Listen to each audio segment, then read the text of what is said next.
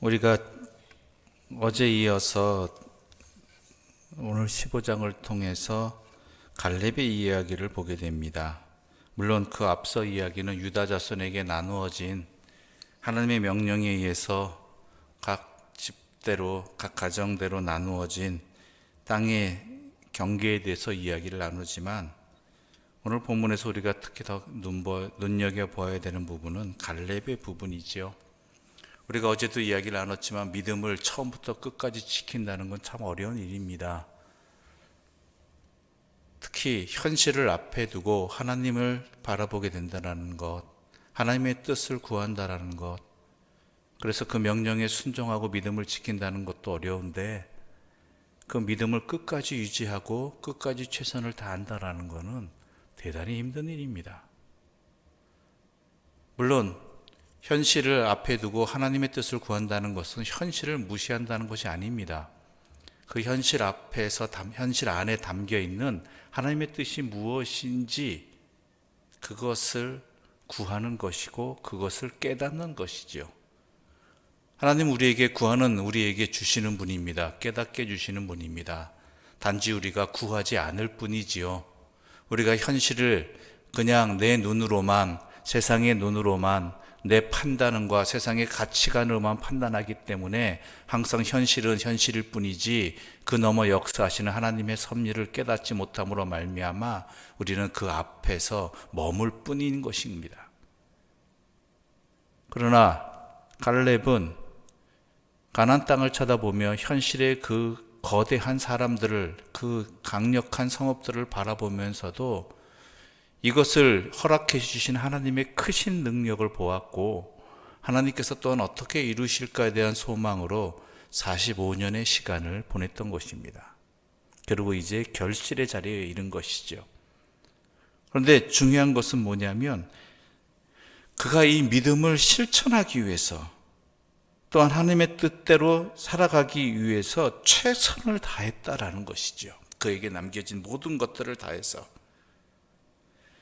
여전히 그들의 앞에는 강력한 사람들이 있습니다. 오늘 14절 말씀 함께 좀 읽어보겠습니다. 14절입니다. 함께 읽겠습니다. 갈렙이 거기서 아낙의 소생 그 세 아들 곧 세세와 아히만과 달메를 쫓아내었고, 당시 이 세세와 아히만과 달메라는 이 아낙의 아들들은 당시에도 유명한, 인정받는 그런 용사였다라는 것이죠. 그만큼 세력이 강했다라는 것입니다. 가나안 지역의 이름을 알리고 있던 용사였습니다. 그런데 갈렙은 이 거인 용사로 유명한 삼형제를 무찔렀다라는 것이죠. 주님께서 허락하셨으므로, 하나님께서 허락하셨으므로 13절을 보게 되면 여호와께서 여호수아에게 명령하신 대로 여호수아가 헤브론을 여분네의 아들 갈렙에게 주었다라고 되어 있습니다. 즉 그는 하나님께서 주신 땅이므로, 허락하셨으므로 믿음으로 나아가서 이겨냈다라는 것이죠. 이것은 매우 중요한 사건입니다. 각 지파별로 땅을 차지하는 사건 앞에서 중요한 것이 무엇인지를 본을 보여주는, 그 시작을 열어주는 사건이었다는 것이죠. 물론 그 이전에 여리고 성도 있었고 그 이전에 요단 동편의 사건도 있었습니다. 그러나 이제부터 중요한 것은 뭡니까? 각 지파별로 나누어진 땅에 대해서 그 땅을 허락받은 각 지파들이 어떻게 해야 되는지, 이것에 대한 본을 보인 것이지요. 어제도 말씀드렸지만 각 지파별로 허락된 땅에는요, 요단 동편이나 또한 일부 지역같이 이미 점령된 땅도 있지만요, 아직 점령하지 못한 땅을 약속으로 받은, 기업으로 받은 지파들도 있다라는 것이죠. 또 어떤 지파에게는 손쉬운 땅, 점령하기 쉬운 땅일 수도 있겠지만요, 어떤 지파에게는 점령하기 매우 힘든 강력한 세력이 있는 땅일 수도 있다는 것이고, 어떤 지파에게는 풍요로운 목초지가 있는 땅일 수도 있겠지만 어떤 지파에게는 거칠은 광야 같은 땅일 수도 있다는 것이죠. 이것이 현실입니다. 물론 하나 여호와의 뜻에 따라서 제비를 뽑아서 나타난 것이지만, 분배된 것이지만, 주어진 땅들을 바라보게 되면은 이런 불만이 나오고 이런 염려가 나오고 저런 근심이 나오기 마련이라는 것입니다. 그래서 사람도 어떻게 합니까? 제비나 잘 뽑지. 왜 하필 우리 집안이 이런 땅이? 우리 가문에는 왜 이런 땅이? 근데 더 중요한 게 뭐예요?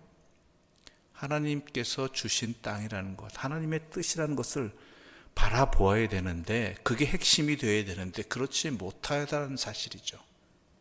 내게 주어진 그것 때문에. 그런 가운데 갈렙이 당시에 아직 점령되지 않은 땅, 그리고 헤브론이라는 땅, 거기다가 당대의 유명한 인정받는 새 용사가 있는 그러한 아낙 자손의 땅을 믿음으로 나아가 최선을 다해서 그 땅을 점령했다라는 것. 이것은 당시 이스라엘의 모든 지파들에게, 앞으로 땅을 점령할 다른 지파들에게도 커다란 영향력을 미쳤을 것이고, 정작 중요한 것이 무엇인지, 또한 무엇으로 나가야 될지를 분명히 알려주는 사건이었다라는 것입니다. 이게 그리스도인입니다. 그리스도인은 세상이라는 현실 앞에서 무엇을 바라보아야 되는지, 무엇을 믿고 나가야 되는지, 또한 어떻게 살아가야 되는지에 대한 본을 보이는 사람들, 앞장선 사람들이 되는 것이죠. 우리가 세상 사람들과 다를 바 없는 판단과 또한 기준을 가지고 살아간다라면, 목표를 가지고 살아간다라면, 세상 사람들은 더 이상 우리를 통해서 주님을 바라보지 못하게 되고, 하나님 믿는 너희들도 우리와 다를 바 없다라는 것을 알게 된다라면, 우리가 똑같은 삶을 살아가고 가치관을 지니고 있다는 것을 알게 된다라면, 그렇다면 우리는 더 이상 이 땅에서 역할을 제대로 감당하지 못하는 그저 그런 사람들일 뿐입니다. 그러나 우리는 하나님을 바라보는 자들입니다. 하나님을 바라보는 자들이라는 것은 믿음을 가지고 살아간다는 것이고, 믿음을 가지고 살아간다는 것은 영생의 삶을 살아가고 있다는 것이고, 영생의 삶이 예수 그리스도를 통해서 허락되었다라는 그 믿음 안에서, 확신 안에서 구원의 은혜 가운데 살아가는 그 모습이 세상 사람들로 하여금 이 현실을, 앞으로 살아가야 될 이 세상을 어떻게 살아가야 되는지에 대한 본을 보여주고 함께 하게끔 하는 하나님의 귀한 도구가 된다는 것이죠.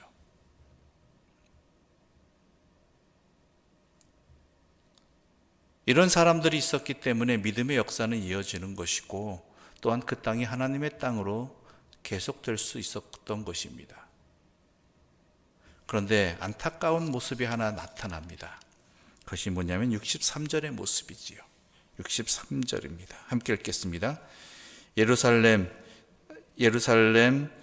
주민 여부수 족속을 유다 자손이 쫓아내지 못하였으므로 여부수 족속이 오늘까지 유다 자손과 함께 예루살렘에 거주하니라. 자, 예루살렘은 어떤 곳입니까? 이스라엘 역사에 있어서 굉장히 소중한, 오늘날까지도 믿음의 도시로서 상징적인 존재이지요. 그런데 그 땅은 점령하지 못했습니다. 그 땅이 점령되기까지 다윗의 때에 점령되는데 400년이라는 시간이 지나게 됩니다.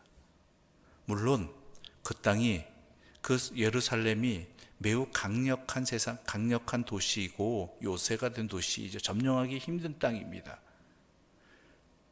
그래서 남겨두었을 것이고 자신들의 능력은 미치지 못한다고 생각했을 것입니다. 그런데 그 여파가 400년이나 이어졌습니다.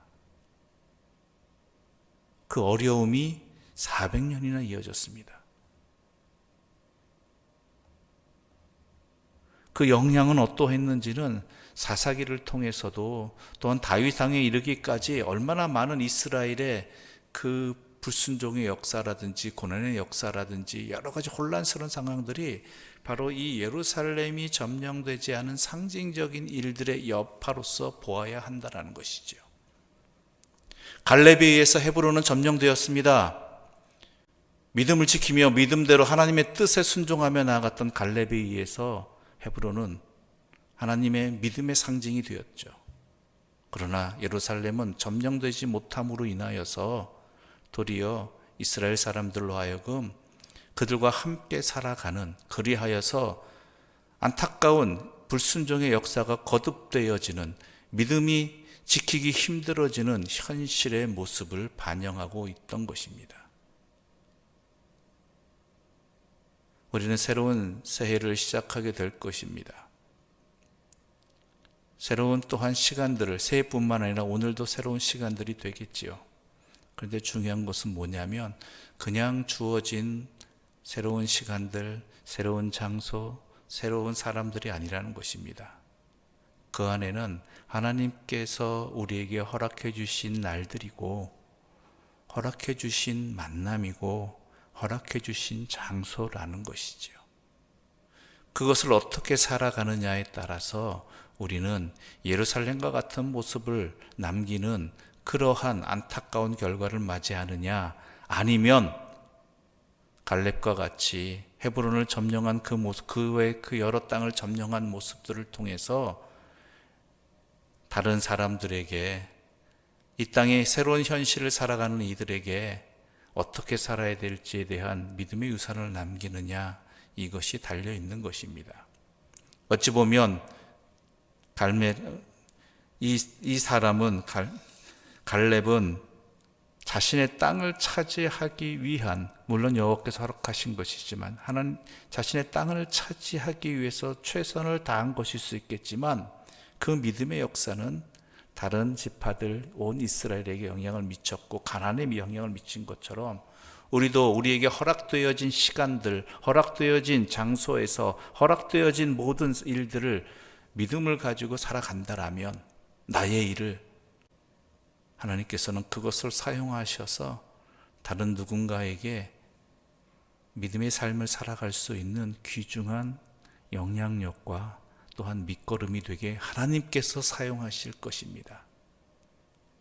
그러므로 나에게 주어진 자리에서, 나에게 주어진 시간을 믿음으로 살아갈 수 있는 하나님의 사람들 되시기를 바랍니다. 또한 그 일들을 하나님 앞에서 바라보고 하나님과 함께하는 든든한 하나님의 은혜를 입은 자들 되시기를 또한 간절히 소망합니다. 기도드리겠습니다. 하나님 아버지, 감사합니다. 우리는 너무나 보잘것없습니다. 또한 우리가 살아가는 시간은 분명한 한계가 있습니다. 때로는 현실의 두려움에 사로잡혀서 이 땅을 살아가고 이 시간을 살아간다는 것이 두렵고 떨리는 가운데 있습니다. 그런데 우리의 마음을 하나님께 두게 하여 주시옵소서. 우리의 시선을 하나님께 두게 하여 주시옵소서. 바로 나에게 주어진 이 시간, 이 속에서 살아가는 나의 믿음의 행동이 하나님의 뜻이 이루어지는 자리가 되게 하여 주시옵소서. 또한 나이가 행한 그 믿음의 행동을 통해서 하나님께서 귀히 받으시는 쓰임이 되게 하여 주시고, 그 누군가에게 하나님께서 믿음의 증인이 되게 하시는 일들로, 증거가 되게 하는 일들로 사용하여 주시옵소서. 그러한 사명감을 가지고 하나님의 말씀에 대한 순종과 또한 그러한 삶이 되게 해주시고, 그리하여 우리의 육신은 낡아지고 또한 언젠가는 사라지겠지만 하나님께서 사용하시는 믿음의 그 씨앗들이 우리를 통해서, 나의 삶을 통해서 하나씩 하나씩 남겨지게 하여 주시옵소서.